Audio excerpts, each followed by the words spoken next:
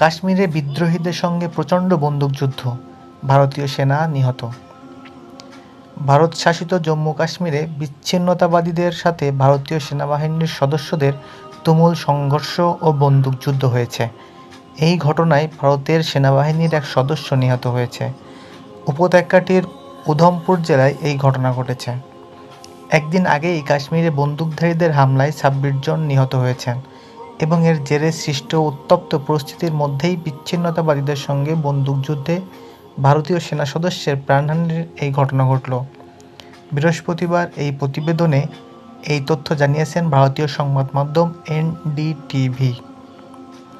সংবাদ মাধ্যমটি বলেছেন, জম্মু ও কাশ্মীরের উধমপুর জেলার বসন্তগড় এলাকায় বিচ্ছিন্নতাবাদীদের সঙ্গে সংঘর্ষে এক ভারতীয় সেনা নিহত হয়েছেন। বৃহস্পতিবার এই ঘটনা ঘটে বলে জানিয়েছেন সেনাবাহিনী। এনডিটিভি বলেছেন, সেনাবাহিনী ও পুলিশ যৌথভাবে এই এলাকায় অভিযান চালাচ্ছিলেন, কারণ গোয়েন্দা তথ্যে সেখানে বিচ্ছিন্নতাবাদীদের উপস্থিতি ছিল বলে জানানো হয়েছিল।